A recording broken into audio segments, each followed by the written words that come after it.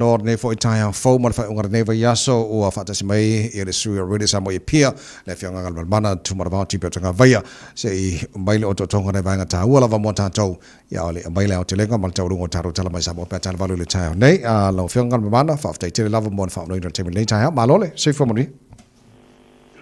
Patalo pati le sunga te vai pa pe pui te usala le radio sa mo nei taya o mo le sporine. Ia mesi po ele patalo pa isi o tatu o tunu pa fonga malo se po. Alo fa tai tatu ye le fa ungar ne va yaso na o ma wai tala mai lau o nanga na fia tanga vaya. So swani for ne le malo le o promise mo tu malo te just ya fe million. I mean a million tala. Sa ele fu nga fa pe tu la va tu malo ye e fa la to ye por kala mele le mo fa ngai no le to pe ya te mata watu ye tu malo o le wa fili e komiti ai le tu ina o tono pule ngai tu malo la le sa ngole ma ya fa mo le Ia fa tai de vai a tonu ole koloketi ia pole fuanga o te mau ainga ila lo finga fa vai de finga malo o tu nei le sa fola ile palota ia le atina ile miliona tala mo tu malo ni masutas le alan amata maya ia le kulenga fo ia le penga malo o ye nei o fa pena no fa la wi lo ia esa pe ya on sila fio le ye foi pule ko io le tu o lo ngai le malo sala tu te ena male telia ia le ko ponga le ai la tu tel tenunga o se ko ponga ile tonu ia leo whaatino i lalo le kuakuanga le penga malo ko yene.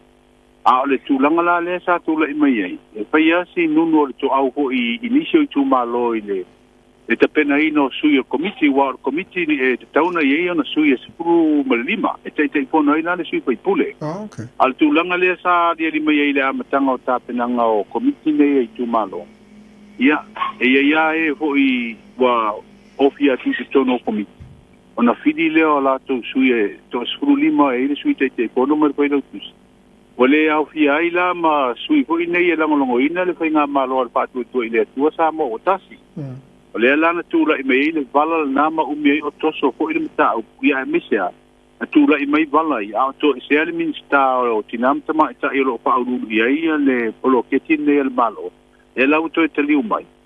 Ia le la o lo nunu perto am fa pena ona varfonga va inisio tu malo le Filipino sui o committee. Le na wa ave ia le tusia le minsta o lo fa uru ia le fofonga le malo. I le Filipino sui to sfurulima. E tai pono lava la le fai pule o le tu malo. Fai pule le lo le tu ngai. Ai o le sui tai pono e va tu ia le sui lango o pa tu ile tu sa mo o tasi. E fa pena foi la ile foi lo tusi. Ia, apena foi lo tus. O le silato ono o sui or komiti. E fidi mai ia ina te lango ina le tu ngai ko wa ngai puia ia te o tangata o le sito ono. E fidi mai le tu le fa au fai o lo wa tu nei le malo.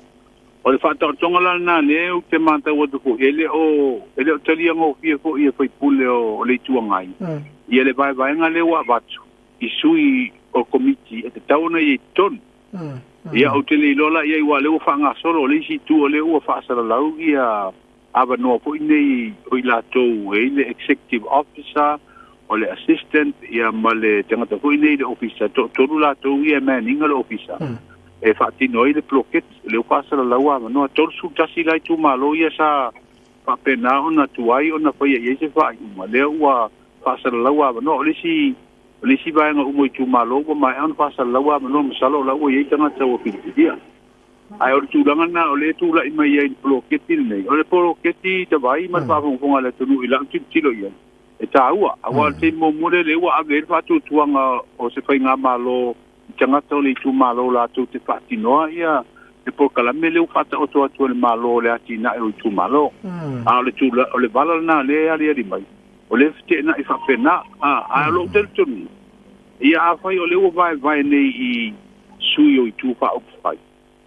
ia tavsia ia solonga le dei ma fide mu ia na komiti a wa o le tulanga o mai ai a fa pe fa tu atu i se fuanga foi e lango i le tu o lo lango ina le tu ngai ai te ati ai le tu o lo tu nei na malo I ai na tu longa lang ia o te longa o ma tau sanga o fe falo ai po le me tau fai ai o te loa o se tu langa po e tau ai le malo e ana le fu kwanga nei ona to e sila to ai wa le pa to a mata tau sanga mo le pa inga po to sila ia I le loto I fale o tapenanga o komiti nei po le si to inga fa inga ko ia ia one I val fonga va amma fe furi tua I le komiti ona faile o la to fe furi tua a laita o to le tu malo a to tauna se le fo kwanga nei okay malo fa tai mo le fa mani no ino nai va nga ia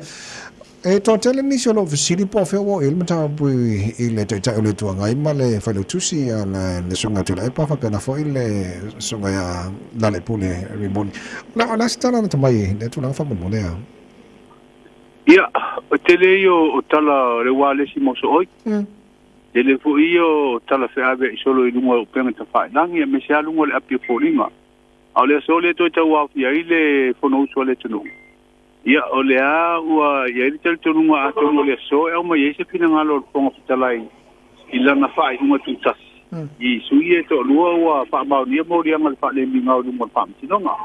wa si le fo I le sunga ma le ta tu tu e fo I se al fa si no nga ia mana fa e se foi le tuto tasi le parlamento ia mana fai unga I sui no malu o sui fono I tu malo e po tu la fono po le nei o a mionga tau sili ma mionga tau loa fai pule a ia se a mionga po le wa le tala fe ngai ia me se foi e a fia I mamene o soli nga tu la fono ia e fai e po ile fai unga le fonga talai la loa ia ingo le tu la fono na ia o le la manta watu o le a pe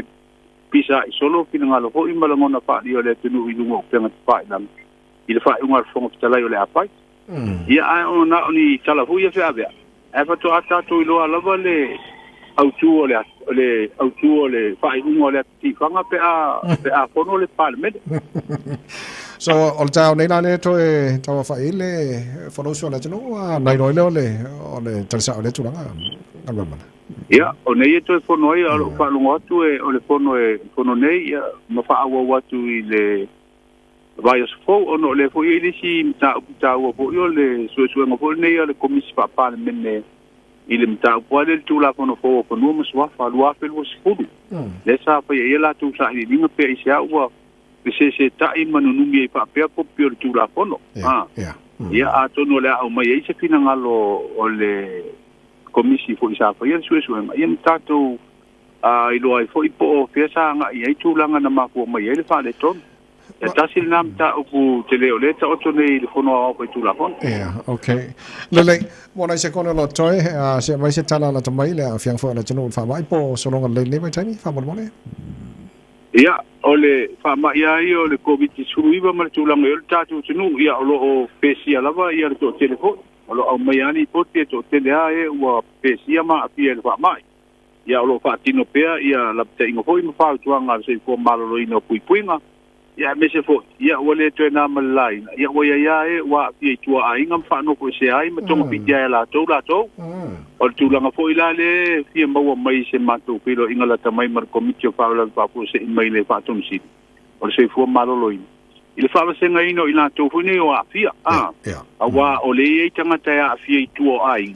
e foi le lato so ta inga lungo penga ta pa la ngile foi mai ya fa pe foi ya tu lau su ngai masini ho ya la tie foi lau su nga wa mau o ia ona longo tu le pe e te tanga fa ngal so ta inga na tu ia lungo lo su fa ma tu ia tu lungo lo su nga o wa pia po o le ia pia ia ma ave foi ia le ata vo le nei o le masini nei lo ai fa ma ni le tu langa le te fa no ele mo me la fa mo le va nga ta wa na so ko malo loina